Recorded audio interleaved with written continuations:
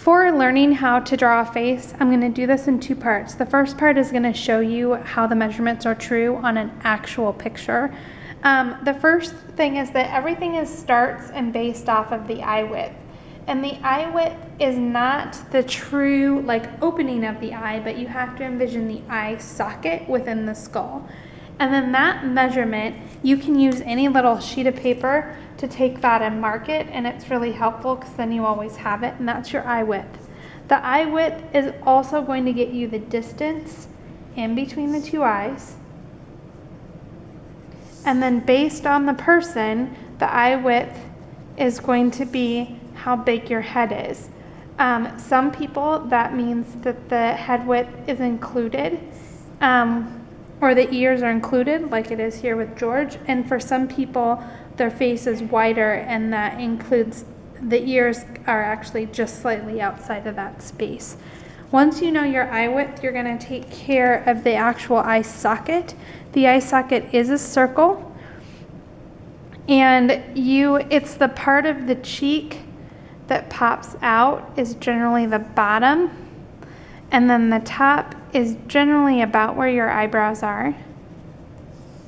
And this is your eye width, and then you come over to this side, and you should get about the same thing. The socket itself is actually a circle. And that's helpful because that helps you set up your cheekbones when you're shading, and it also helps you set up your eyebrows. Oftentimes it is important to realize that ladies would pluck their eyebrows so that it pulls fully up off of that ridge. And men, it tends to sit a little bit lower right on that ridge. Then the actual eye opening depends on the person, but the trick is to remember that the eye opening is actually always slightly smaller than the eye socket itself. It's what holds your whole eyeball in place. Then from there, you're going to go down to the nose. Most people have two different measurements for the nose. They have the tip of the nose, which is the highest point that pops out from their face. And then they have the actual bottom of the nose. The bottom of the nose for most people, and what you can do is you can take this measurement and compare, because he's just about perfect, is about from the center of the eyes to the edge of the eye socket. For some people, it can be a full 2 eye widths wide, but generally 1.5 to 2, somewhere within that range. And then the tip of the nose is generally in between 1 eye width, which is this line right here, and then the most it normally is 2 eye widths. Some people do have, particularly as you get older, this tip of the nose falls and goes down below the actual end of the nose. Then the nose width itself is always coming down from the opening of the eye, which is sometimes ever so slightly in from the eye socket itself. Then once you have that, you can get your eyebrow, which is going to rest just slightly on top of that eye ridge. And then what that does then is the distance in between your eyebrows and the bottom of your nose. I'm going to label this. So this is my eye, and this is my nose measurement, and this is eyebrow to nose. Okay, that measurement right there is 1/3 of your face. Then that distance will get you to the bottom of your chin. And then once you know to the bottom of your chin, your mouth, let me flip this over, the opening of your mouth is 1/3 the distance to your chin. So this is 1/3 and this is 2/3. And then the opening of your mouth, if you pull this across, is to the center of your eye sockets, and that does include, for most people, the little dimple And then once you know your chin line, that can get you to the top of your head, which is the center of your eyeballs, to the bottom of your chin.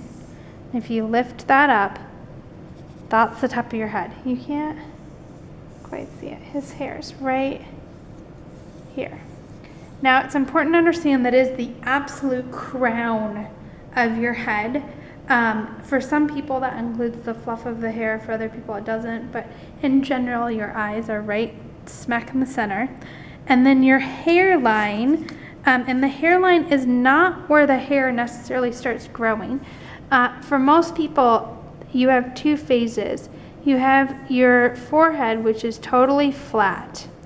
And then it reaches a point, that flatness reaches a point where all of a sudden it's not flat anymore and it goes backwards. And you can kind of feel that on top of your own head. That's called the hairline. And so you take from the eyebrows to the nose, and that gets you the second third. Eyebrows to nose. Look, he's, of course, perfect. That's exactly where his hair should be. So you get 1/3. Oops, you're already here. 1/3. This is 1/3. And then from here to the bottom of the chin is 1/3. And then not forgetting that this is a third, and this is a third, and this is a third. Okay, the last thing would be your ears.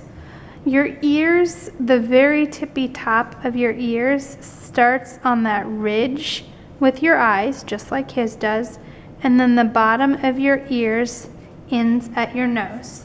Now, it is important to note that people actually can have their ears shift quite a bit.